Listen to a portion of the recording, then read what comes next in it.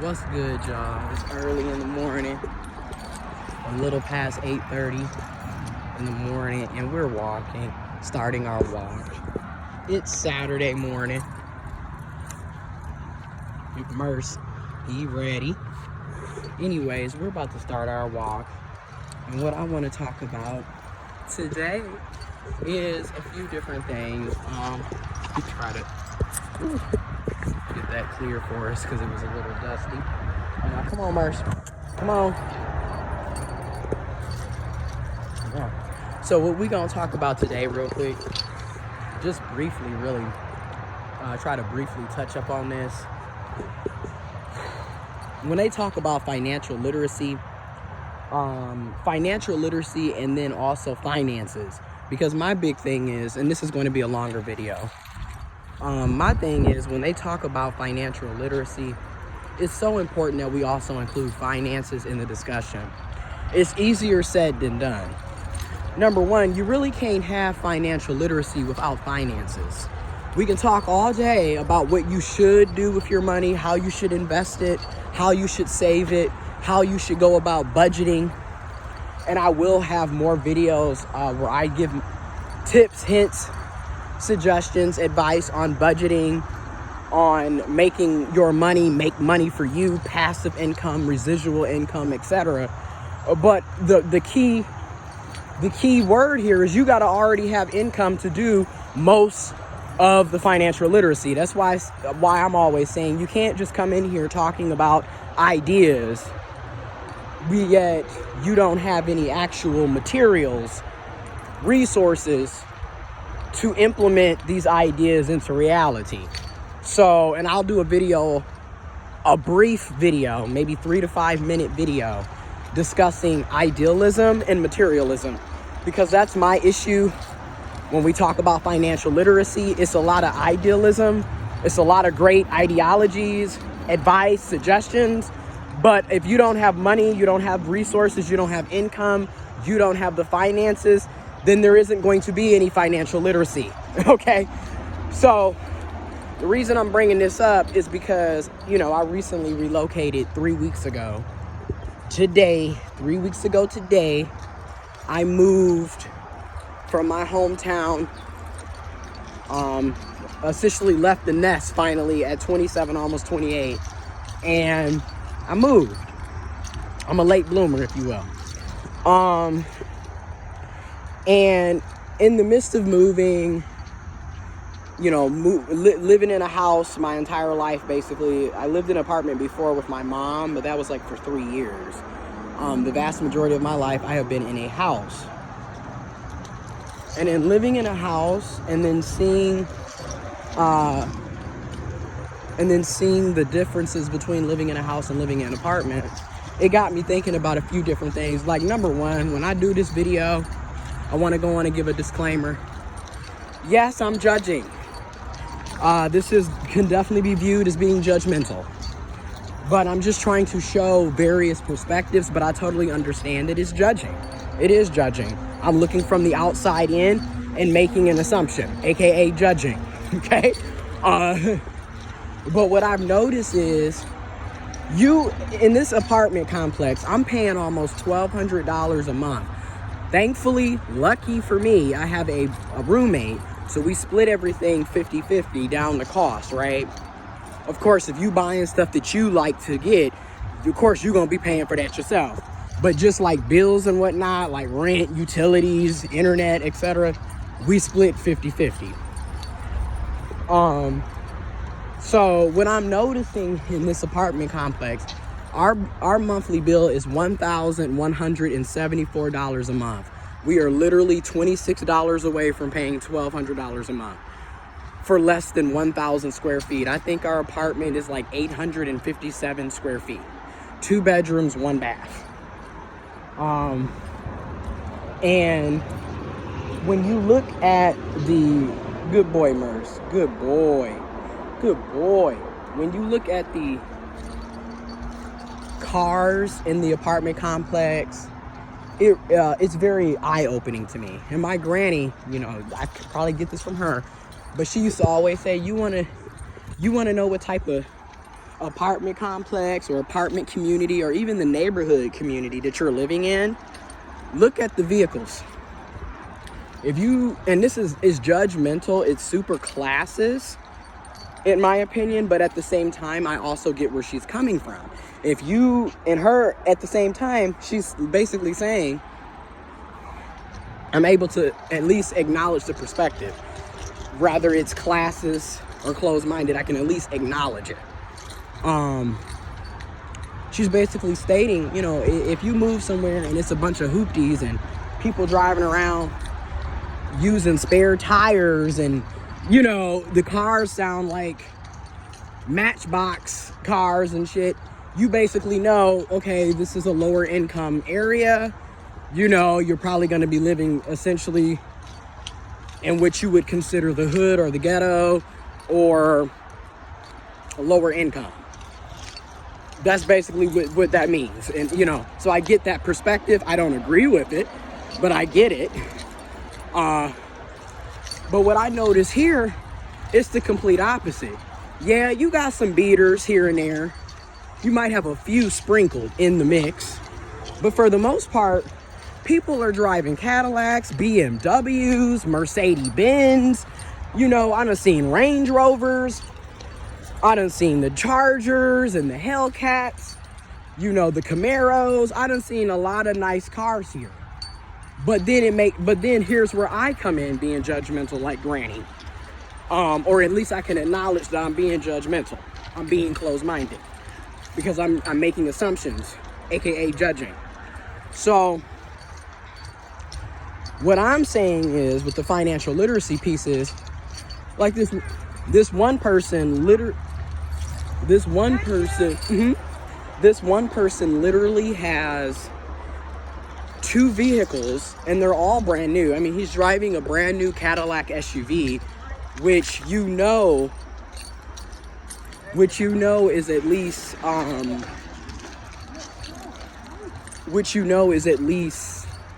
don't know, 40, 50,000, maybe even $60,000 just for the freaking SUV. Then he has this souped up I don't know if it's a Charger, a Challenger, but it's souped up. So you got basically $100,000 worth of vehicle parked in a parking lot at an apartment complex. This is where the financial literacy piece plus the finances come into place. And this is also me being judgmental. I just want to make sure that we all get that. I am making an assumption, judging from the outside in. I do not know these individuals, these people's lives, their finances, what they're responsible for, their lived experiences, their backgrounds. I don't know any of that. I am literally judging and making an assumption from what I am viewing as their vehicles. Okay? So I just want to make sure that we get that disclaimer because it's closed-minded. It's wrong. I feel like, well, I'm not going to call it wrong necessarily. I feel like it's 50-50 because you'll see what I'm getting to in a minute. But I can see how it can be wrong, right? So you got $100,000 worth of cars parked in a parking lot at an apartment complex. And you kind of have to sit down and wonder, financial literacy plus finances. For the financial literacy part, why are you wasting $100,000 on vehicles to live in a fucking apartment? Like, that doesn't make any sense. And that's what I mean by that financial literacy part. This person clearly has the finances, but judging from the outside in, you're not making sound financial decisions. Because if you're going to spend $100, you know, roughly, this is an estimation, a guesstimation. You got the new Cadillac SUV, aka the Escalade, the newer Escalades. You got the new Escalade. You got a newer, looks like a Charger or a Challenger. It's sped up, doped up, and these are clearly brand new cars. Like I'm saying, these cars are probably less than 3 years old. Okay? Okay? And you're looking at roughly estimated, guesstimation, $100,000 a vehicle parked outside of an apartment. So you're gonna pay $100,000 for cars to live in a rented apartment? That doesn't make any sense. Because if you got that, then why don't you go and get you a house? Why don't you go and get you a mortgage where you can have double and triple the space, have home ownership, build equity, okay, build wealth, equity for you, your family, and future generations, have double and triple the space, and get this, you won't be paying $1,200 a month or more, because that's another thing. We're paying $26 under $1,200 for a 2-bedroom, 1 bath. There are places here that are $1,300, $1,400, $1,500, and that's because there's 3 bedrooms, there's 2 baths, there's 4 bedrooms, there's 3 baths. You see where I'm going with it? So they could be paying more than what me and my roommate are paying. But get it, you could get a mortgage and have a house, you know, double, triple the space, and be paying $200, $300 less or even more for the monthly mortgage. I'm just saying. You feel me? But then at the same time, I'm gonna give another perspective. Here goes when we talk about classism, when we talk about racism, etc. And then we talk about the fact that financial literacy and the privilege of having finances in the first place are not equal. Everybody don't have finances. Everybody doesn't have the opportunity to receive financial literacy education. So, say they don't know about mortgages. They don't know that these opportunities are available to them, that they could go and buy a house and have double, triple the square footage. They might not know that, you know, and that happens a lot in our communities, in this country, in this world, you know, and it's purposely done that way. I'm sorry, but that's what oppression does. You literally block out entire groups of people from opportunities because of their background. Oh, you're black, fuck you. You're a woman, fuck you. You're gay, fuck you. You know, that's how oppression works. Hence why you can have generations of people from the same background because of systemic oppression that has been going on for hundreds of years. You know, it's just time for us to be honest about the situations. We've never had an equal playing field. Never. But maybe they don't know that they could buy a house, they could get a mortgage, they could qualify for a home loan to buy a house, get a mortgage.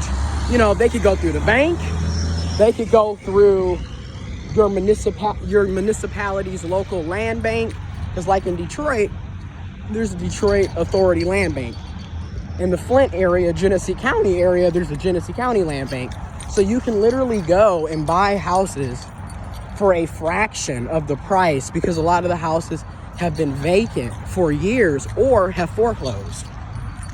So all you got to do is basically pay the back taxes on the house and you own it when it's in foreclosure. Hence how back in 2008, 2009, during one of the worst recessions that we had, thanks to President Bush and Vice President Dick Cheney, from 2000 to 2008, they wreaked havoc. And isn't it funny? And I'm just gonna go there.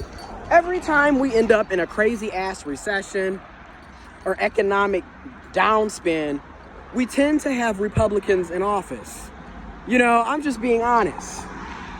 You know, we either tend to have Republicans or conservatives in office, which is hilarious, since the Republicans and conservatives love to talk about how they are financially and fiscally conservative and responsible. Yet, throughout history, when we went into the Great Depression, that was under Herbert Hoover. President Herbert Hoover introduced us into the Great Depression, who was a Republican. So I'm just saying. And like I said, Bush, George W. Bush, and Dick Cheney, 2000 to 2008, led us into a recession. And here we are today with Donald Trump and Mike Pence, another group of Republican conservatives leading us into and now we're in a recession again. I'm just saying, you know, you don't believe me? Check the links in the description box. Do your own damn research at this point, because it's this willfully ignorance that we have going on, we can no longer accept. You know, each one needs to teach one. Spread information and knowledge, because this having people just out here literally being stupid, when we got smartphones and technology and information at our fingertips, we have to stop that. So anyways, I think about that. Then here I am, and I'm no better than them. I'm no better than the next person. I'm no better than you, etc. I don't view myself like that. Here I am, a late bloomer, just now leaving the hometown, getting out of the nest. And I'm still driving my 2009 Chevy Malibu. And I just put $849 into that earlier this week to have some electrical issues taken care of on it. And I still got about $1,000 worth of work. Come on. $1,000 worth of work to do with the brakes, tire rod, front wheel alignment. Need to look at the alternator. You know, I have a couple of things to do.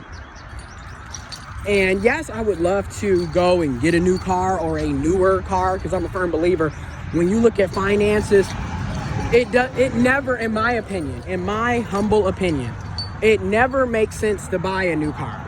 You can get a newer car, so like it's 2020, something between 2015 and 2018, but you don't necessarily need a 2020 or a 2021, because when you look at the financial cost, that's a waste of money. The minute you pull the car off the lot, it's already depreciated. So it's not really worth, none of these cars are worth what they're asking for. And it's a ripoff. If I'm gonna be paying $50,000, $60,000, that's gonna be a down payment on a house. That's gonna be my student loans paid off. That's gonna be my credit card paid off. That's gonna be an investment in stocks, bonds, or, you know, something that's really going to better my situation, my family, my friends, my community. It's not gonna be on some, just to sit up and say, I got a 2020 and 2020 during a damn pandemic. Now, if that's what you want to do and that's your individual choice, your decision, that's what you want, you go for what you want. I'm just giving some advice and saying what I'm doing. I would much rather put that additional $1,000 into my car that I own to have it fixed than to go put $2,000, $3,000 down on a down payment, or to go and get a car note or a lease. I don't want that, because that's an additional monthly bill that I have to be responsible for. Where I can go and save up that $1,000, I can go and do that. I can go and do that and be done, and still have a car to drive and not have an additional bill added to my monthly expenses. That's just how I look at it. And again, I'm not buying a new car and I'm living in an apartment. That's just me. Now granted, we all have different reasons for renting. Going back to the financial literacy part, buying is definitely more financially savvy, smart, and you will definitely get more of your investment back to you in the long run. However, buying isn't always an option for everybody. Like, number one, if you don't have any kids, I can see why you're not buying a house. You don't have a family. It's just you. So realistically, what do you need with 3 bedrooms, 2 bathrooms, and a backyard, front yard, side yard, basement, garage? Like, you know what I mean? So I get it. You know, if you're not sure that you want to live and stay in that area, that city, that state, that location, then you're probably not going to be trying to buy a house. I get it. So we all have different reasons.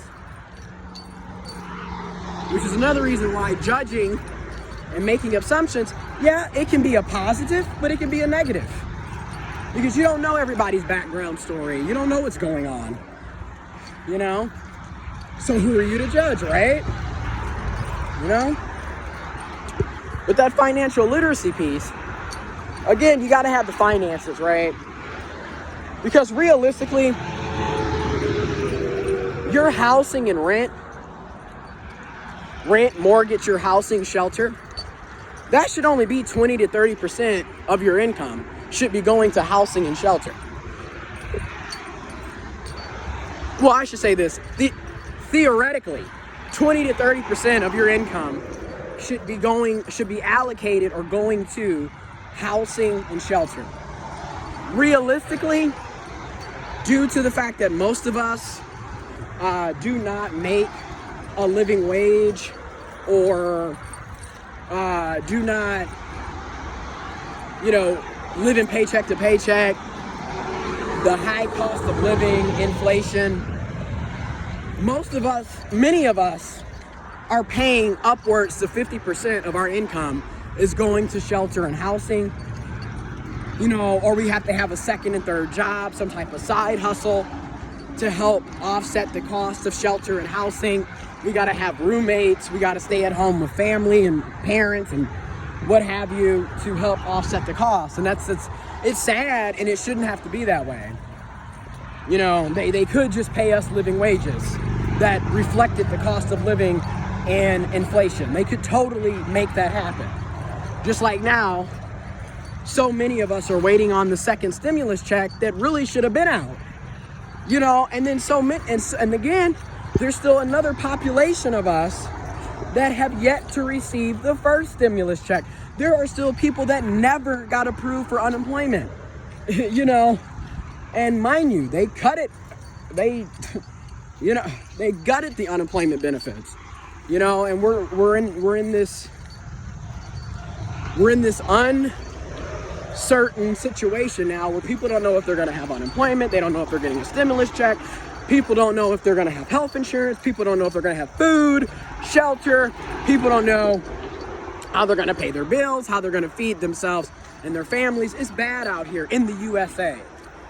And I'm talking about this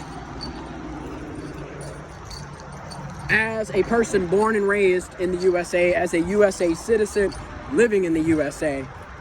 And I just want people to know these are our lived experiences. These are our lived realities. A lot of y'all sit up and look at TV and look at a movie and think that's America. Think that's how it is in the USA, and it's not, bro. People living here are living in poverty. Over 30 million people are unemployed. And if we're really being honest, roughly 140 million people are living in poverty, paycheck to paycheck. If they lose their job today, which so many people have lost their jobs, over 30 million people have lost their jobs, they don't know if they're going to be able to make it. Because they always want to tell us, we should have at least 6 months saved up. First of all, going back to financial literacy and finances, how are you supposed to save money when you don't make enough money? You sitting up here, some people are not, in my situation, for example,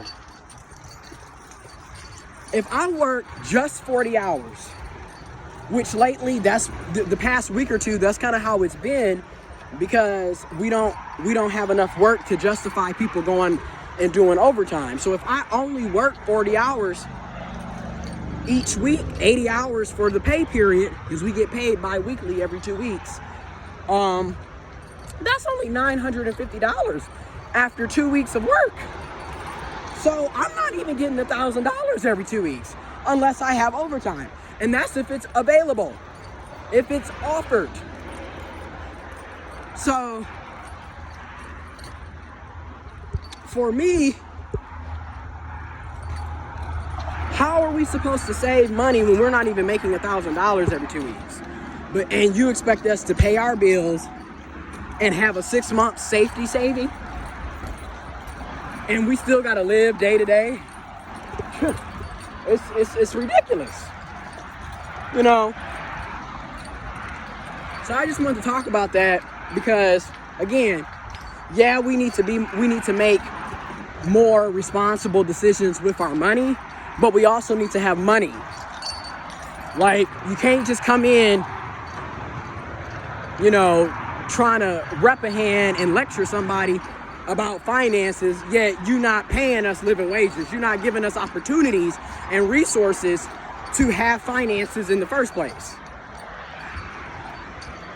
While at the same time, some of us have finances and make bonehead, asinine, ignorant decisions. Straight up stupid choices. Again, in my opinion, in my humble opinion, having $100,000 worth of vehicle to live in an apartment complex is, in my opinion, is stupid. I'm not doing that. I got $100,000. I'm paying my student loans off. I'm getting, look, that's a down payment on a house. That's an investment. That's other shit. It ain't gonna be so I can sit up and drive a 2020 Cadillac and have a 2020 Challenger to live in an apartment that I don't own. Like, I don't even have, think about it. You got all these fancy cars, but where's your garage to store the cars? You parking in a regular parking lot, bro. Like, that's just me, right? I see it as being stupid and ignorant. However, I don't know them. I don't know their background. I don't know their experiences. So, you know what I mean? So I'm judging from the outside in. I don't know what they do. You feel me? I just know for me, I'm going to continue to have my 11-year-old car until I can no longer drive it. Because, I'm not wasting money on dumb shit no more. And that's real. I did that before by going to college. And I saw very quickly, like, don't get me wrong, education is power, knowledge is power, and it should be free and accessible to everybody. Nobody should be going into debt for it, is my point. Because my thing is, I got $48,000 worth of student loan debt, but I'm not even making $48,000 a year. So to me, it's a damn scam and a ripoff. But this is 26 minutes going into 27. The point is, y'all, we actually have to have finances to have financial literacy. Okay? We all deserve a living wage. We deserve universal basic income. We deserve living wages. The cost of living is sky high. Inflation is sky high. I hope y'all stay safe out here. Wear your mask if you're around other people. Try to stay 6 feet apart. Wash your hands throughout the day. Every time you touch a new surface or something, wash your hands for 20 to 30 seconds. Sending y'all love, peace, prayers, positivity, positive energy, positive affirmations. I'm out.